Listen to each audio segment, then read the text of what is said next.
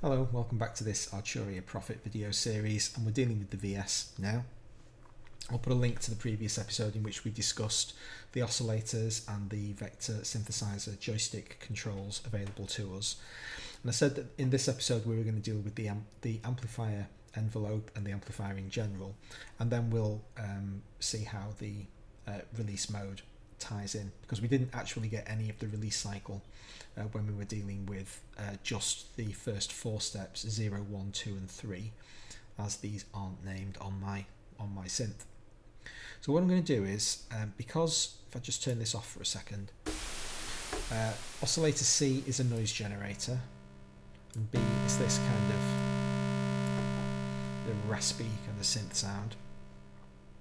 I'm going to throw 0, 1, 2 and 3 all the way up there, so it's going to be basically a static sound, and then on the release cycle it's going to fade to noise. So if we go over to the amp envelope page, we get this cute thing. Now don't be fooled into thinking there's a correlation between these 5 points on the envelope and the 5 points in our mixer envelope. They're not. These are vector stages, and this is an amplifier stage. The only thing that matters is the last phase of the envelope, because this line here is going to correspond to the final line on our vector chart. We'll re-engage the mixer envelope by turning that tiny little blue button on that's incredibly easy to forget, like I didn't just not remember to turn on. And now, as long as I hold this key down, it's going to be a static sound. So the mixer is basically playing through all of these points, but they're all the same thing. When I let the key go, it fades to noise and also gets quieter. So if all of my points were over there, we'd only hear the reduction in volume. So let's turn this off. We're done with it for the moment. Go back over to our amplifier envelope. Let's have a bit of a look of what's going on over here. So these stages are, it's not really ADSR in this kind of situation. It's ADDSR. This point, the second to last point, is your sustain value. Whatever that's set to, when we finally get through all of this business, this is where we're going to hold our note until we let the key go, when this is going to happen. So if I do that kind of business, and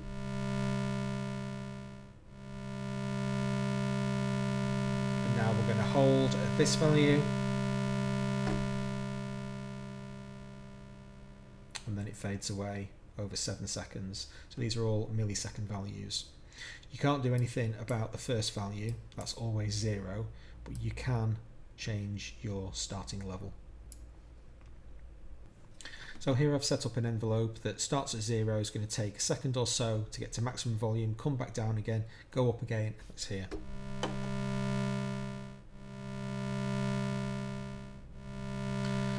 And now it's just going to go backwards and forwards through those 4 stages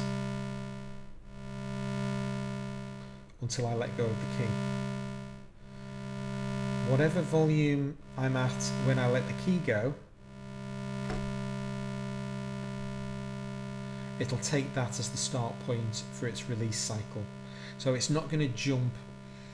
If I make that a little bit less ridiculous, if I wait till it's at its absolute minimum and then let the key go, it's not going to jump up to max.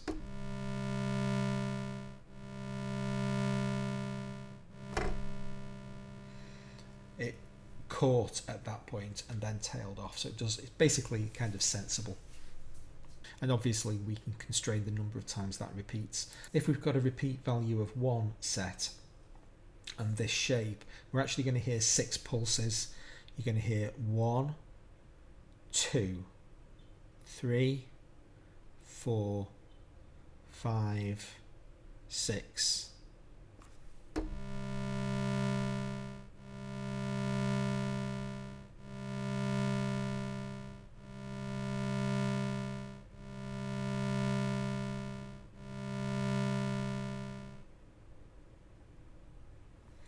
then because this is the final point, this is the resting point, then we have no volume.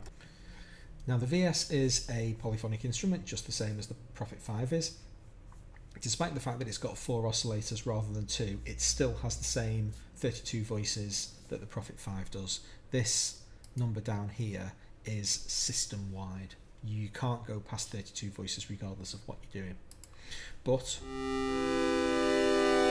this is a polyphonic synthesizer, and we can make each one of those voices have a different pan position, and we do that over here.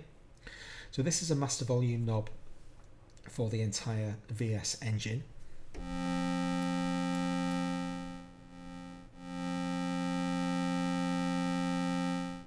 I'm just going to turn loop mode off, that'll batter my brain.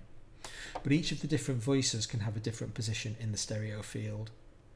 Now, as things stand at the moment, we're set to voice pan all, which means that when I move this knob, every voice is going to basically head off over to the right hand side. So if you're listening in stereo, you know, everything is in the right ear.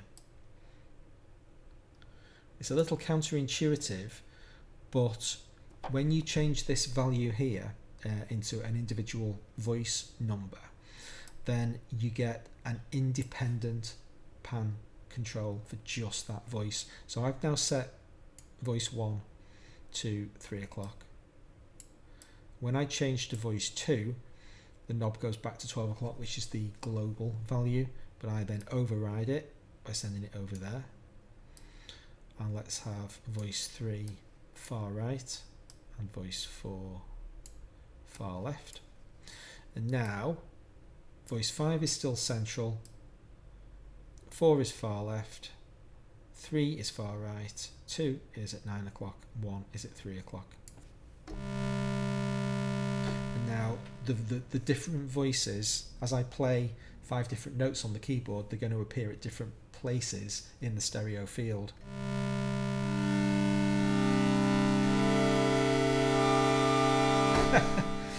I can't help but laugh. That's just absolutely magnificent. Now, I'm not the biggest fan of the way that this interacts with the all option. If I come back to all and move this knob to center,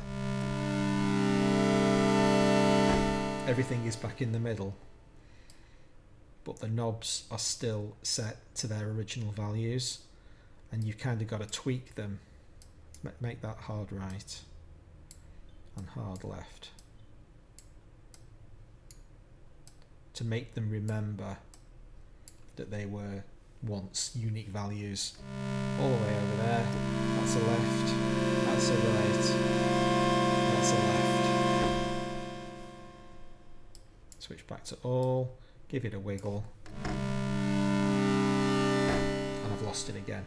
So just bear in mind, once you head off into individual voice territory, probably best to stay there unless you make a complete bobbins of it, in which case you can go back and move your all control and then just throw away everything that you had.